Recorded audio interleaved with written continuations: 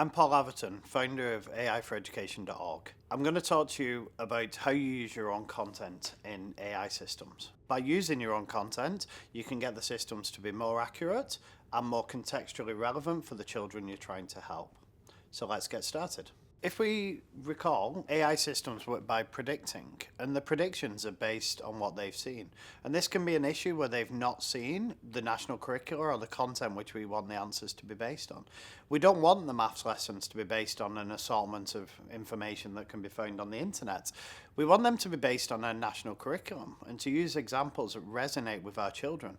So this means thinking about how we incorporate our own information into AI tools and AI models. The good news is here there's been substantial work over the last few years. There's really 4 ways to get your information in.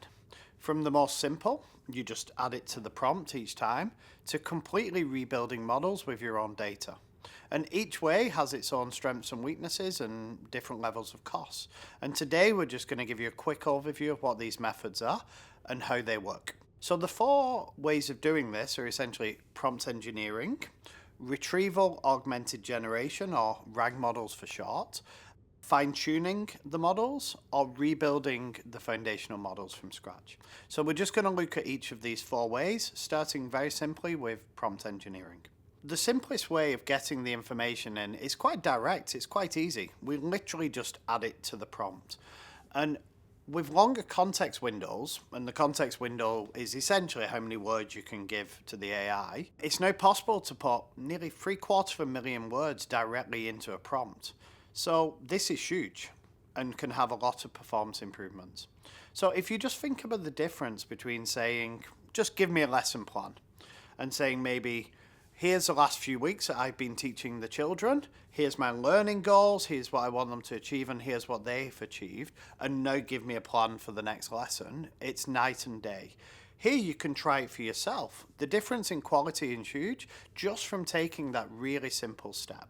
So prompt engineering, just adding your content in directly, is very simple, but it really goes a long way. The second way is what's known as RAG models, so retrieval augmented generation. We know that adding content to the prompt improves the results, but the problem we have is sometimes we have just too much content, or we don't want to type it manually each time. So there's a way to do this automatically, so we don't have to do it manually every time.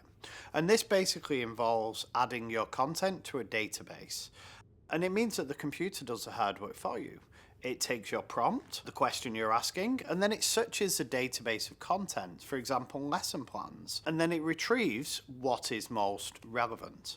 So then, if you think about it, it takes it, it searches, it retrieves, and then it augments this to the prompt before the answer is generated. So it's as simple as that. So you retrieve, you augment, and you generate a RAG model. The advantage of this approach is you can use a large database of custom content in the AI application with the ease and flexibility of using the off-the-shelf LLM. The big advantage of using this approach is you can use a large database of custom content in the AI applications, but you still have the ease and flexibility of using the core models. The other big advantage is you can update it without any major hassles. Both of these methods, prompt engineering and RAG models, are actually very similar conceptually. They both use the foundational models to interpret, but they combine this with the material you provided, and they do this into a relevant, more accurate response. But one of the challenges is doing this every time can have costs. And sometimes we just want to lock it in and change the model itself. And this is where fine-tuning comes in. Basically, the information we want to go in, we use to further refine the model by directly continuing the training that they've had. This allows us to train the AI systems for specific tasks. For example, we might want to make it just really good at mathematics, or we might want to change its behaviors to do more Socratic learning. We do this by showing just a lot more examples of the tasks we want it to excel at, and we fine-tune it. One way to think about this is, you can think about fine-tuning as changing the model's long-term memory, whereas when you're just doing prompt engineering and RAG models, this is more like just working with the short-term or working memory of the AI systems.